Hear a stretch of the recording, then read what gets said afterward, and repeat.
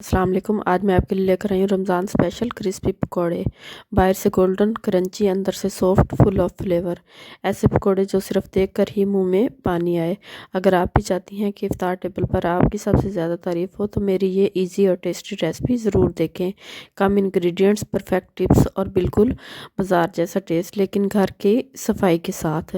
चलिए शुरू करते हैं कि बनाते कैसे हैं सुपर क्रिस्पी चाय के साथ परफेक्ट इफ्तार पकोड़े। तो पकौड़े बनाने के लिए सबसे पहले मैंने ली है बारीक कट की हुई ताज़ा पालक और साथ ही बारीक कटी हुई बंद गोभी। इसके बाद मैंने 2 अदद प्याज बारीक कट करके ऐड किए हैं और 3 अदद आलू जिनको मैंने मोटे ग्रेटर से क्रश कर लिया था वो भी सब्जियों में शामिल कर दिए हैं। अब इन तमाम सब्जियों को मैंने अच्छी तरह मिक्स कर लिया है ताकि हर चीज़ इवेंचुअली कंबाइन हो जाए। मिक्स करने के बाद मैंने इसमें ताज़ा कटी हुई सब्ज़ धनिया और 4 अदद बारीक कट की हुई हरी मिर्चें भी ऐड की हैं जो पकौड़ों को देंगी ज़बरदस्त स्पाइसी और फ्रेश फ्लेवर।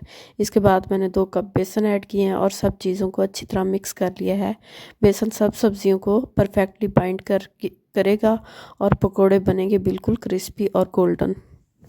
बेसन मिक्स करने के बाद मैंने इसमें बारीक कट किए हुए ताज़ा पुदीना ऐड किया है जो पकौड़ों को देगा फ्रेश और रिफ़्रेशिंग टेस्ट। इसके बाद मैंने 2 अदद लेमन का फ्रेश जूस निकाल कर ऐड किया है। लेमन का जूस पकौड़ों को हल्का सा तीखा और मज़ेदार फ्लेवर देता है।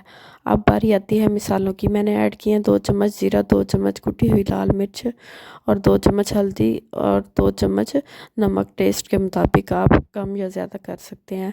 अब इन तमाम मिसालों को हम अच्छी तरह मिक्स करेंगे ताकि हर चीज़ इवेंचुअली कंबाइन हो जाए और कोई भी मिसाला अलग नज़र ना आए। मिक्स करते वक्त अगर आपको लगे कि पानी की ज़रूरत है तो थोड़ा सा पानी ऐड कर सकते हैं, लेकिन मुझे पानी की बिल्कुल ज़रूरत नहीं पड़ी क्योंकि सब्जियों ने अपना मॉइस्चर रिलीज़ कर दिया है। और देखिए बैटर बिल्कुल परफेक्ट कंसिस्टेंसी का रेडी हो चुका है ना। और एंड पे मैं ऐड करूँगी 2 टेबलस्पून दरदरी पिसी हुई खुश्क धनिया और इनको अच्छे से मिक्स करेंगे। ये खुश्क धनिया पकौड़ों को बहुत ही क्रंच टेस्ट देती हैं और इनका फ्लेवर बहुत ही मज़े का लगता है फ्राई होने के बाद। तो बस बैटर रेडी है, अब हम चलते हैं फ्राइंग की तरफ। पकौड़े फ्राई करने के लिए ऑयल मैंने फुल गरम कर लिया है। फुल गरम ऑयल होगा तो पकौड़े ऑयल एब्जॉर्ब नहीं करेंगे और अच्छे से फ्राई होंगे।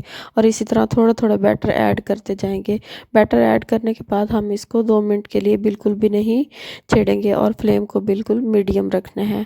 अगर हमने फ्लेम को हाई रखा तो पकौड़े बाहर से जल जाएंगे या गोल्डन हो जाएंगे, अंदर से ये कच्चे रह जाएंगे और खाते हुए इनका कच्चा टेस्ट आएगा।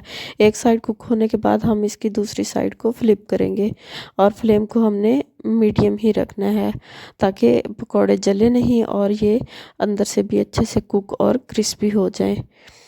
तो पकौड़े फ्राई होने के बाद अब हम इसको अच्छे से उल्ट पुल्ट करते हुए इनकी साइड को फ्राई करेंगे। इसी तरह तमाम पकौड़े मैंने ऐड करके फ्राई कर लिए हैं और मीडियम फ्लेम पे हम इसको फ्राई करेंगे। देखें तमाम पकौड़े गोल्डन हो चुके हैं और अच्छे से फ्राई हो गए हैं। अब हम इनको स्ट्रेनर की मदद से निकाल लेंगे ताकि एक्स्ट्रा ऑयल ड्रेन हो जाए और खाते हुए ये ज़्यादा ऑयली ना फील हों। तो देखें स्ट्रेनर की मदद से हमने तमाम पकौड़े निकाल लिए हैं और सारे पकौड़े हमने इसी तरह ही मीडियम फ्लेम पे फ्राई किए हैं। तो हमारे क्रिस्पी पकौड़े बिल्कुल रेडी हो चुके हैं। तो क्रिस्पी पकौड़ों को मैंने ठंडे क्रीमी रायते के साथ सर्व किया जो इन पकौड़ों के टेस्ट को डबल कर देता है। इफ्तार टेबल पे ये सबसे पहले ख़त्म होने वाली डिश है। अगर आपको ये मेरी रेसिपी पसंद आई हो तो वीडियो को लाइक करें, शेयर करें और चैनल को सब्सक्राइब करना नहीं भूलें। मिलते हैं नेक्स्ट ज़बरदस्त और इजी रेसिपी के साथ। दुआओं में याद रखिएगा, अपना बहुत ज़्यादा ख्याल रखिएगा। टिल देन अल्लाह हाफिज़।